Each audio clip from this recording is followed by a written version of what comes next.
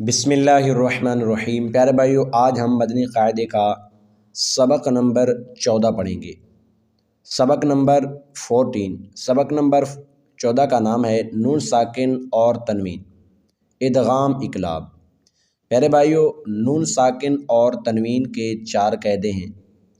پہلے 2 قاعدے اظہار اخفا ہم نے تختی نمبر 12 میں پڑھا تھا، اور اس تختی میں ہم بقیہ 2 قاعدے ادغام اور اقلاب پڑھیں گے۔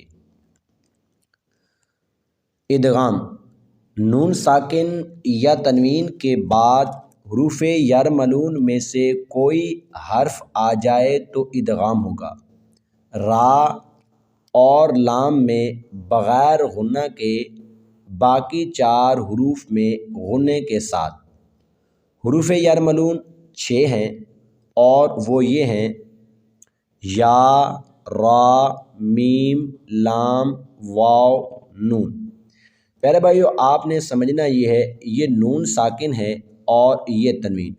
نون ساکن کہتے ہیں جس نون کے اوپر جزم ہو، اور تنوین کہتے ہیں 2 زبر 2 زیر 2 پیش کو تنوین کہتے ہیں۔ اس کے بعد آپ نے حرف دیکھنا ہے، جیسے مثال کے طور پہ یہ دیکھیں، نیچے لکھا ہوا ہے من یقول۔ اب یہ جو نون ہے، اب نون کے آگے، یہ نون ساکن ہے، نون ساکن کے آگے یا ہے، تو اس لیے ہم نے یہ پہچان کرنی ہے کہ یا کس کا حرف ہے۔ یا ہے یرملون کا، تو اس لیے نون ساکن کے بعد یرملون کا حرف آ گیا تو یہاں پہ ادغام ہوگا، تو ہم یہاں پہ غنہ بھی کریں گے کیونکہ یا ہے۔ را اور لام ہوگا تو غنہ نہیں کریں گے۔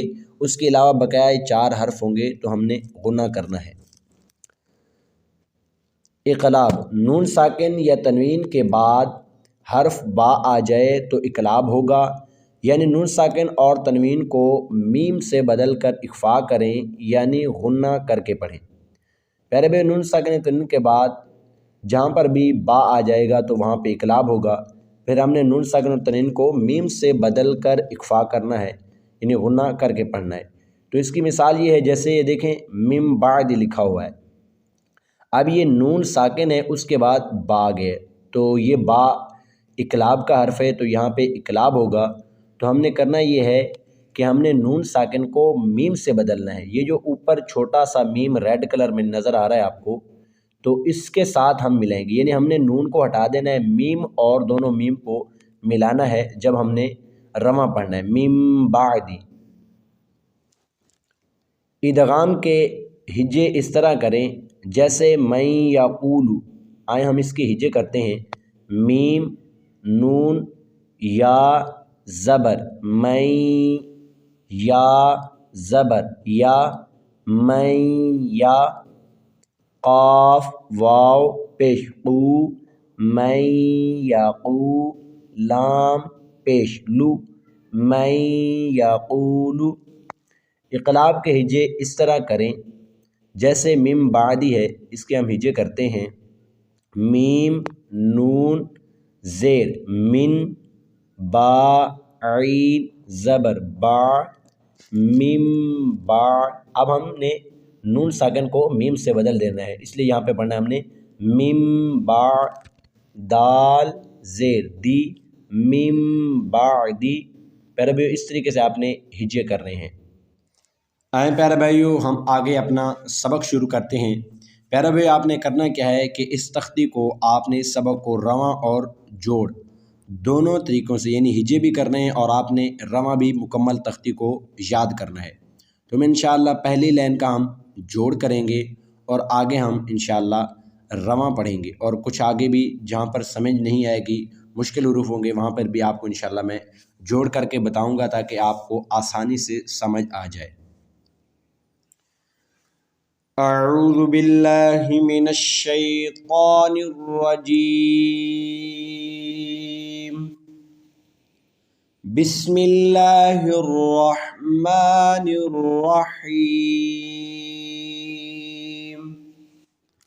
میم، نون، یا، زبر، من، یا، زبر، یا، من، یا، قاف، واو، پیش، قو، من یقو، لام، پیش، لو، من يقول ميم نون واو زير ميو واو زبر وا ميو وا را زبر را ميو ورا قاف لام زير قل من ورق جيم نون زبر جن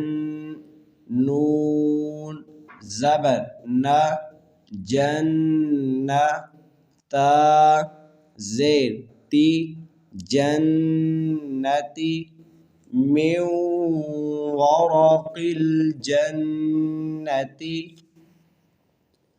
میم نون یا زیر می یا واو زبر یو می یو میم دو زیر من می یو من۔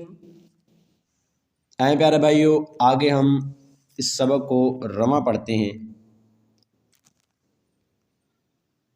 من ولی من مشہد من مثلہ من نصیر من نطفة من ربک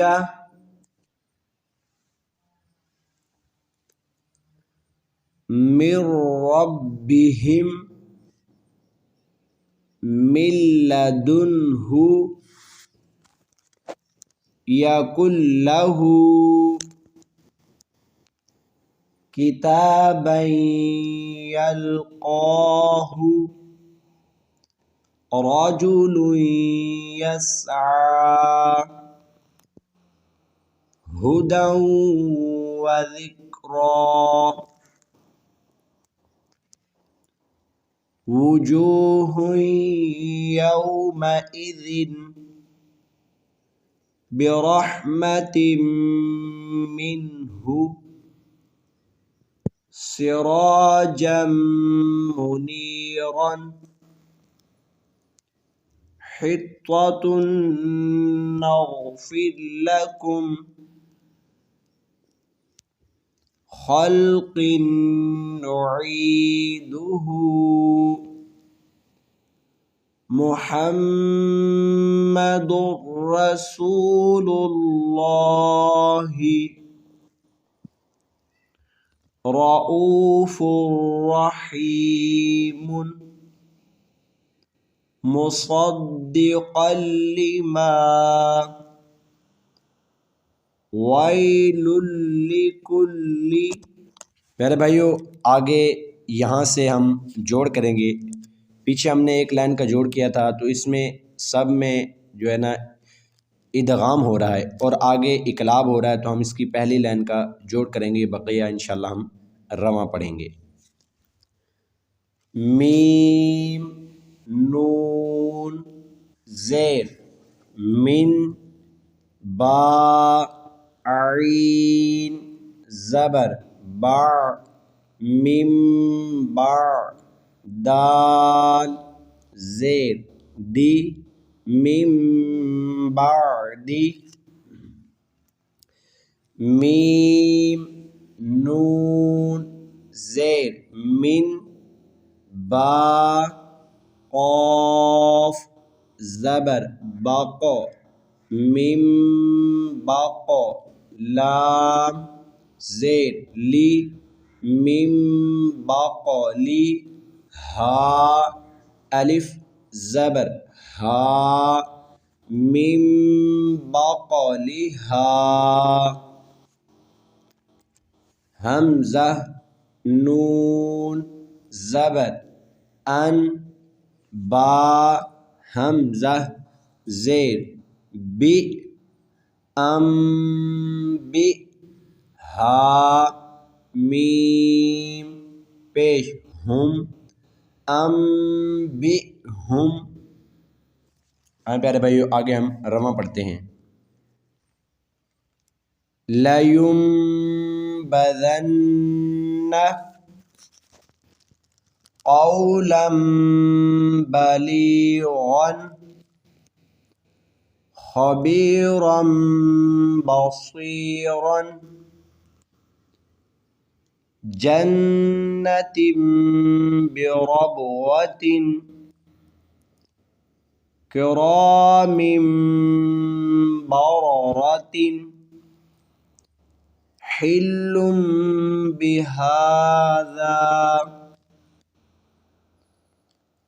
صُمٌّ بُكْمٌ.